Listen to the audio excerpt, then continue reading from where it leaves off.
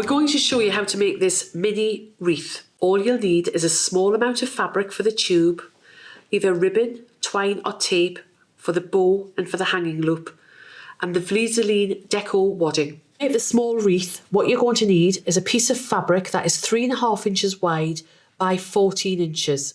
Now this isn't an exact measurement. If you wanted to make a bigger wreath, then you could obviously just increase the dimensions. Now if you notice, this fabric has been cut on the bias, but you may have some fabric that you don't have to do that. It's just whatever pleases you. You'll also need a small amount of the Vlizoline DecoWadding, which is the most luxurious tie filling, and then either some ribbon or some tape or some twine for tying. The first thing we're going to do is to get your length of fabric, and you're going to fold it with the short sides together and just pop a couple of pins in. And so we're going to sew down the long length. So in addition to sewing down one long length, you are also going to sew down across one of the short sides. So we'll take it to the sewing machine and I'll show you how to do that.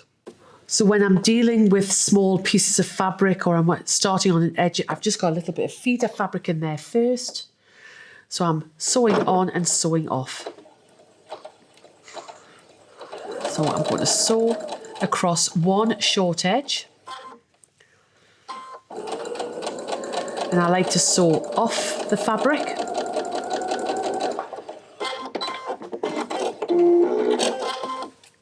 Take that fabric out. This is just a personal choice. I'm going to sew on the feeder fabric again, and then we're going to sew down the length.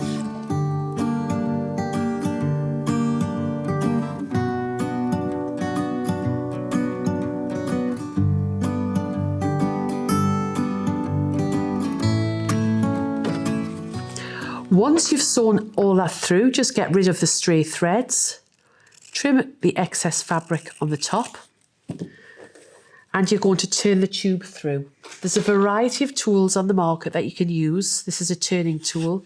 I'm going to pop that through, and then with the pokey stick, push it through the other side.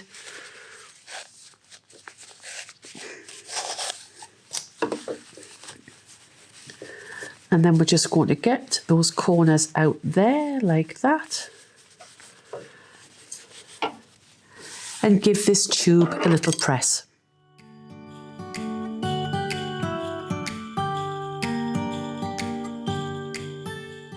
So the next thing you've done is I've just given this tube a little bit of a press, and we're going to put the DecoWadding inside.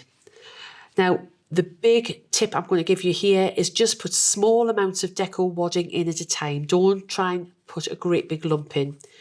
You can use a pokey tool, the end of a knitting needle, a chopstick, and just start and push the DecoWadding in. It takes a little bit of time, but it's worth taking that time and just making sure that the DecoWadding is filled right to the top and it's a nice firm tube. Once you've completed using the DecoWadding and you've filled the tube, you're then going to take the sewn edge and just place it inside the open edge. Now at this point you have a choice of either sewing it by hand or by machine. The DecoWadding actually sews beautifully by the machine. What I would suggest you do is use your walking foot or your dual foot, feed foot, and just stitch across there.